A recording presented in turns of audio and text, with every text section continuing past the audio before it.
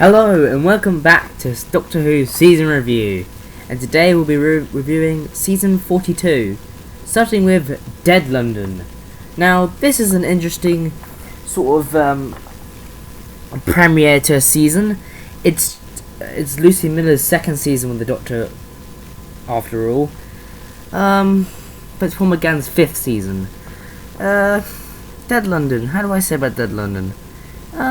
It's a good enough story, I guess. I mean, there is a story there, at least. Overall, I think the plot's just weird. The characters don't really do anything. The Doctor and Lucie, I don't know what their plan is in the story in itself, to be honest. I think they do something.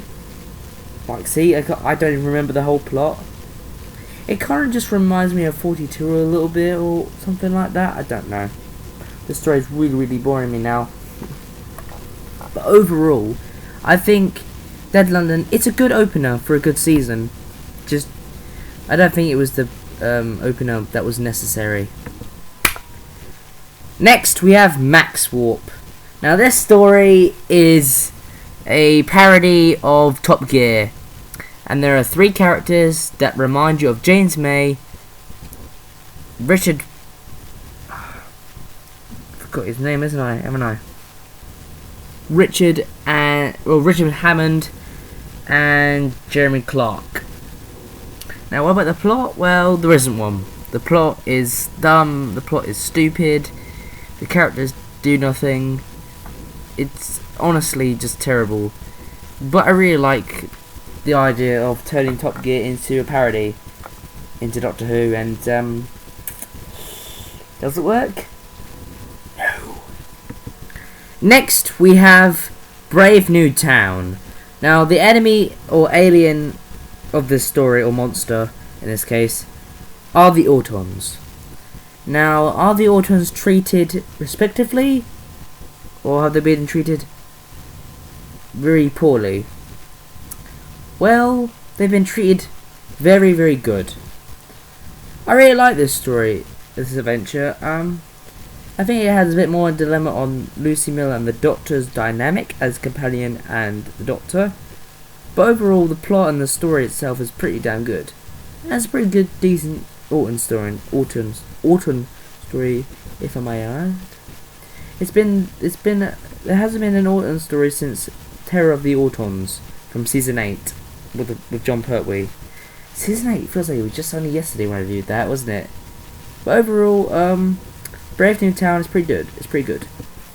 Next, we have the Skull of Sobek. It's shit.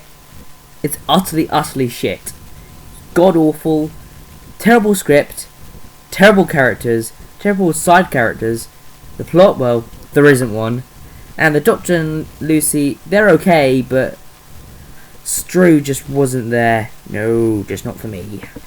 Next, we have Grand Theft Cosmos.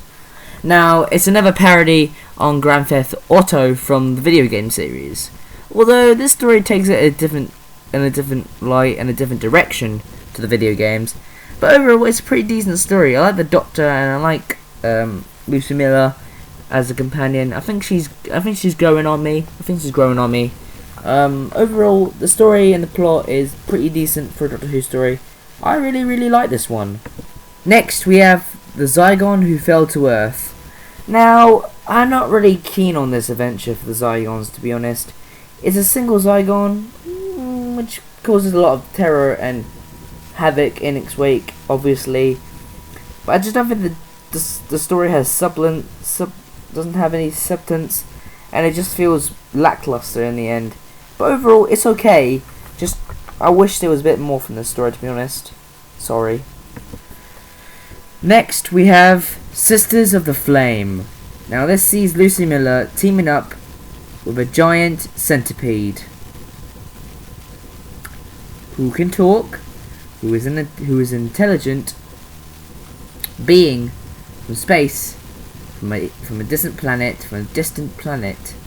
and is an alien, but a centipede who can think for itself. 10 out of 10. Brilliant, marvellous idea.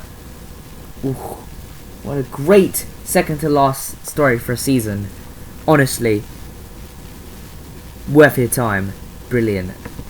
And finally, we have the disappointing finale.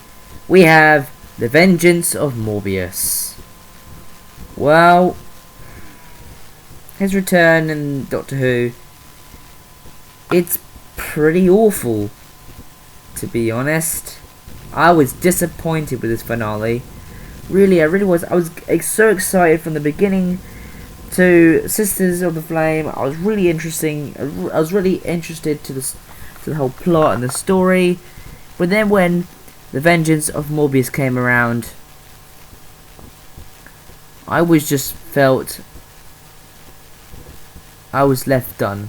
This was a story that I didn't enjoy. It was kind of like Hellbent before Hellbent. Yes. It's okay. It was a great story. I like the plot, but Morbius just wasn't a great villain. He just wasn't. It's kind of like I had a problem. The same thing I had with the Brennan Morbius back in the 4th Doctor's era. Back in season 13. He's just a problem. He's a real problem. In the story, he miraculously has a new body for some strange reason. And I really don't like the story, to be honest. I just don't like the story, to be honest. Sorry. And that brings us to a close to another ever season. Join me next time for season 43. Don't forget to subscribe to the official Spider-Man Project 2004 YouTube channel.